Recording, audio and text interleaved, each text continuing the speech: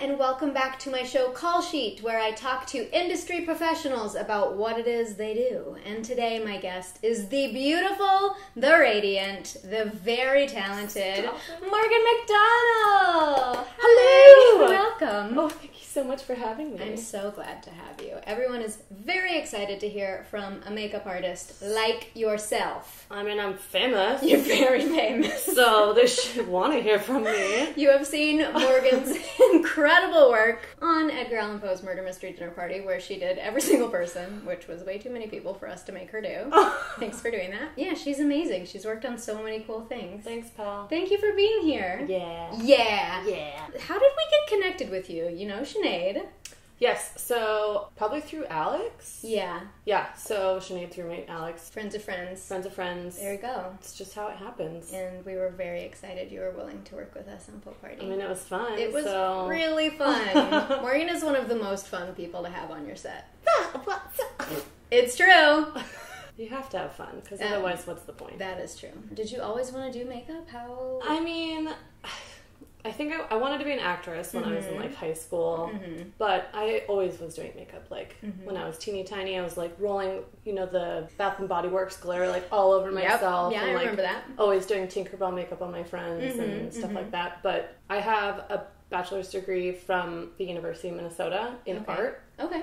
So while I was getting that, I was working at Bare Minerals. Okay. And I was just like, oh, this is my jam. Yeah. I love this. I transferred to the one in Sacramento. And then I worked for, like, a bunch of other companies in Sacramento. I liked the art of it, but I didn't like kind of, like, tricking people into buying something that they didn't need. Totally. So it just didn't seem fulfilling, but I liked the artistic stuff of it. So then this girl was like, oh, you should go to Makeup Designery, which is the school in Burbank, where they, like, kind of teach you how to do movie makeup, how to make it last, like, how to act on set. They do, like, photography, and then you kind of learn where to stand and what to say when you need to step in, and, like, how to be professional. And that's really cool that they teach you that there. Yeah. It's more than just, like, makeup application. But yeah. It's like, I mean, we had to make a resume, website. We had to do it all. Wish I had been taught more of this stuff, because I wasn't, and I just had to be on a set and be like, oh, this is how this goes. That's really cool. Yeah. I mean, the majority of what I know is because of bumbling, basically. So it's, you know, you learn through it all. Yeah. What does, like, a typical day on set look like for you? It's usually the butt crack of dawn, and you get there, you're the first person the actress sees, or actor, and you just get going. You're there for 12 hours. That's, like, a minimum day, 12 hours. Basically, you just do the makeup. I usually do hair. Sometimes I do special effects. And then you go to set, and they get mic'd up, and you just sit there and watch monitor. And you just make sure that nothing moves and nothing changes unless it has to change. I think people probably maybe don't realize how just intense of a job it is for that reason, because you think, like, makeup and hair, like, oh, okay, you go sit in the chair, and then they make you look good, and then that's it. But you guys have to be on everything and make sure it's consistent and make sure it looks good on the monitor. It's not just making the actors look good. It's so much more than that. I mean, maybe, like, 40% of my job is actually doing makeup and hair and all of that, and then the rest of it is, like, keeping up with continuity and making sure they're not shiny and making sure they feel good about themselves and, like, trying to keep the drama level at, like, a minimum and just, like, making sure everyone's happy and your team is happy and you're getting taken care of in the right way. And so it's not just doing makeup. It's a lot more than... Totally. Yeah. Do you find yourself doing, like, a certain kind of makeup the most? Like, are you doing special effects a lot? Or what do you feel like is often what you're called on to do? I do the no makeup look. Really? Like, I would say, like, maybe 8 times out of 10 I'm doing the no makeup look. And it's just making people look fresh and beautiful and clean and healthy and not tired and you know, but also you have to think about who their character is too, because I mostly do commercials, music videos, like TV shows, movies, web series, stuff like that. So you're kind of having to think about, you know, what's going to look good on them, but then also who their character is, if that character progresses, who they progress into. But like, if it's like a trendy show, then it's like super cute more and like makeup. Yeah, like a look. But then for the most part, you're just trying to like not make it distracting for the audience and make it seamless so that it's not a thought to the audience. Do you like that? Like, do you prefer a certain type of thing? Are you excited when you get to do a little more? I like doing blood. Great. The injury stuff is what you like. My jam. That's fun. I can make someone look good for a runway or or like a red carpet thing. Sure. But if I'm getting to make someone look like gross, that's way more fun. Do you get to do it often? Yeah. Yeah, that's good. Yeah, but I mean, like a lot of times it's watching a bruise progress, or like having a cut, or blood gags are really fun. That's so cool. My friend and I make our own blood. And really? Yeah, we do. Like, I feel like we're known for doing blood gags on a low budget, so like things you can like stab. And I didn't know this. Yeah. We gotta take advantage of this sometime. I got my own blood recipe, don't worry. Whoa, girl, that's so cool. I shouldn't say it's mine, it's not mine. Whatever, it's yours now. It's mine You've now. made it your own. Yeah, it's on camera, so it's mine. How do you go about finding jobs? Have you just made enough connections that people kind of ask you for stuff? As of now, I legitimately only work with my friends. Totally. Like, the majority of the jobs that I get are because of fellow makeup artists or hairstylists. I feel like this is one of the only industries where you have to be kind to your fellow makeup artist or your comrade, basically, because that's the only way that I get jobs. Say, like, my friend can't do a job, she gives it to me because she wants to make sure that she keeps that producer in her corner, and she's replacing herself with someone that's just as reliable, just as capable as she is. And then, you know, like, often I'll assist my friends. What would you say to somebody who wants to go into this? Like, what advice would you give? What steps should they take? It's super duper hard. Yeah. And it's not gonna happen quickly. It did not happen quickly for me. I mean, I moved here in 2012. In August, I went to school and then I graduated in 2013. And I would say that I was only starting to feel comfortable in my position, like paying my rent, buying groceries, that kind of stuff. Maybe like a year and a half ago, 2 years ago. And I thought, I was so naive when I was in school. I was like, okay, like I took a student loan, like I'll pay that like 6 months after I get out of school. Like, not. I was fully delusional. So I would say you have to have a really, really strong support system. Literally, my parents paid my rent for probably like 8 months out of the year, and I would not be where I am. Yeah. If they hadn't supported me. Yeah. There was like so many times where I was like, oh, I should get like a part-time job. They were like, please don't do that. Like, really? Yeah, please don't do that. It's going to be moving backwards for you, and you're not going to be happy. Amazing that they were so supportive of you in that way. That's really cool. And I think maybe out of my graduating class, there's maybe 4 of us still doing makeup. It was so hard. Yeah. But you've done it. But I've done it. Yeah. And I'm not famous. But I'm a working makeup artist. Yeah. So it's like, I feel like in this industry, it's possible to be doing cool things with every job and paying your rent and being happy. And, you know, it's not like you're going to be working on big, crazy stuff, but you're going to be doing really cool things. Do you have any it's possible. Particular favorite jobs that you've done that you just really had fun on or loved? Or anytime I'm laughing. Like, legitimately, anytime I'm laughing, I'm good to go. Time? Yeah. Working with a good crew is always important. Totally. What? She means us, I hope. It's true. We love you. It's true. I have some questions from our viewers that I was going to ask. What are some unique challenges when adapting makeup for film? What changes have to be made as opposed to just everyday makeup? That's a really good question. You have to think about longevity. That's pretty much like your only concern throughout the day. Yeah. Is it has to look the same way that it did in the morning that it does in the afternoon. So you have to take care of the skin really, really well. You have to use high quality products that aren't going to affect an actor's skin. So you have to use healthy products. And you have to think about how it's going to look on camera versus how it's going to look good for, like, say, photography. So, like, if I'm going to look good for, like, I don't know, my wedding, I'm going to have gobs and gobs on because it's going to look good for a photo.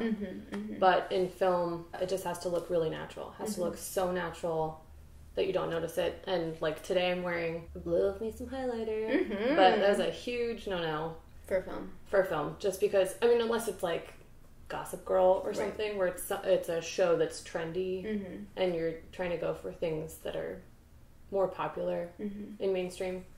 You can't look shiny. You can look healthy, you can have kind of like a glow, but you can't do those big crazy things. Our friend Liz says, what was it like for you during the Poe Party shoot? It seems like it must have been very challenging, but maybe that's just typical? Question mark. It is typical. Yeah. I mean, we were asking you to do too much. Does that happen a lot?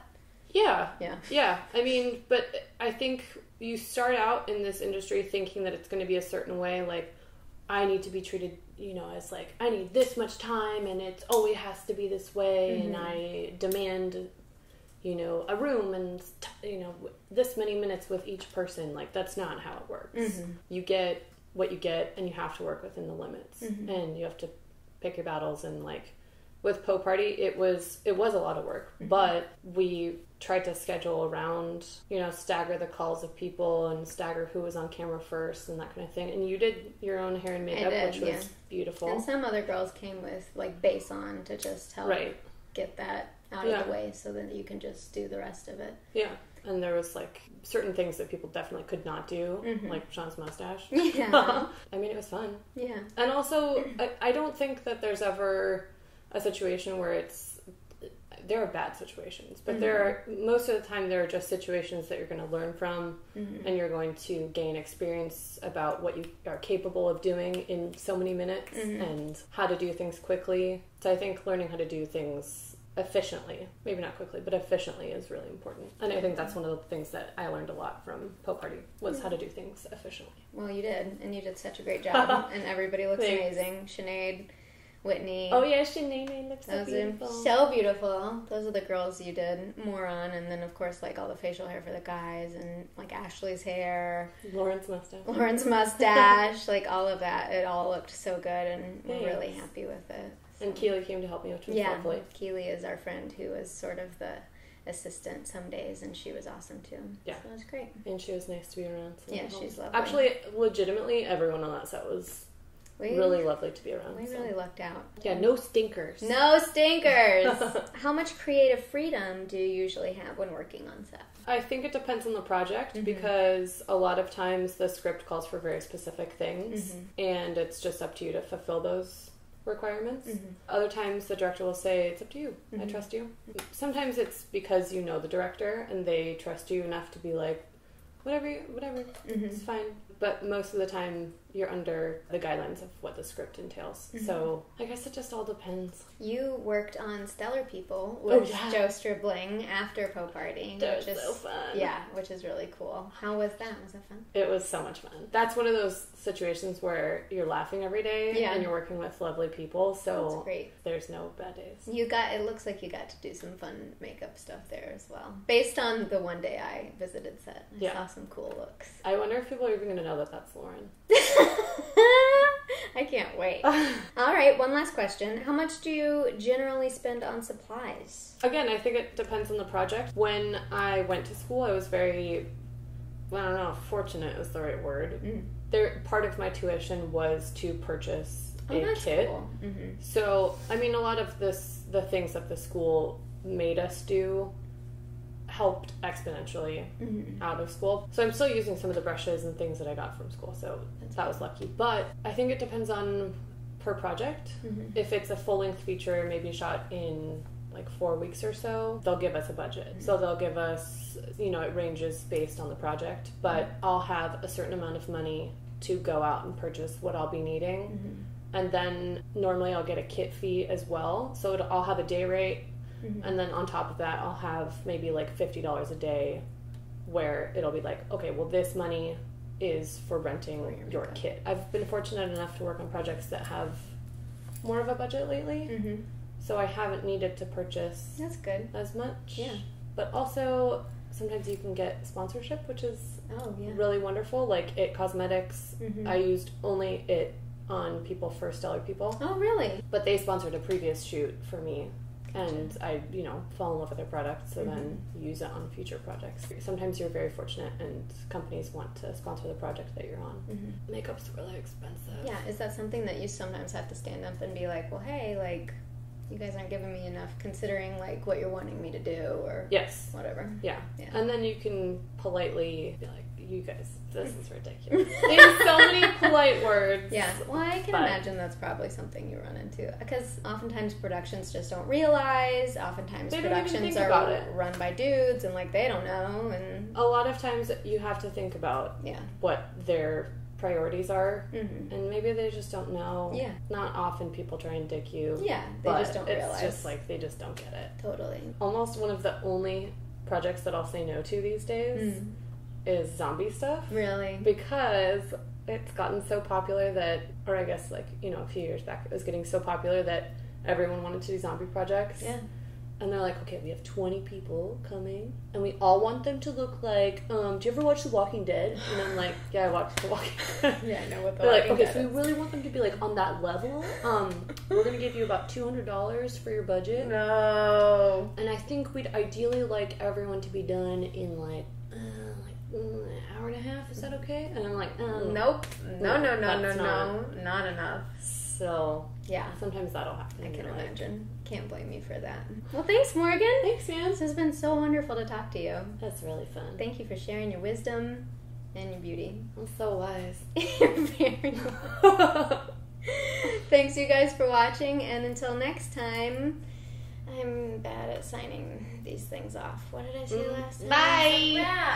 That's a wrap. Moving on. Cut print, moving on. Be cool. Be cool. So Be hot. cool. It's like 100 degrees outside. It's so hot. Stay cool. Stay cool. It's like that's like they're already cool. Stay cool. Stay cool, see? Shoot guns. Bye! Only finger guns. Though. Yeah. This video was sponsored by my wonderful, beautiful patron, Brandy Hillier. Brandy, you are so awesome, and I'm so thankful for your friendship and your support. Hope you're having a great day.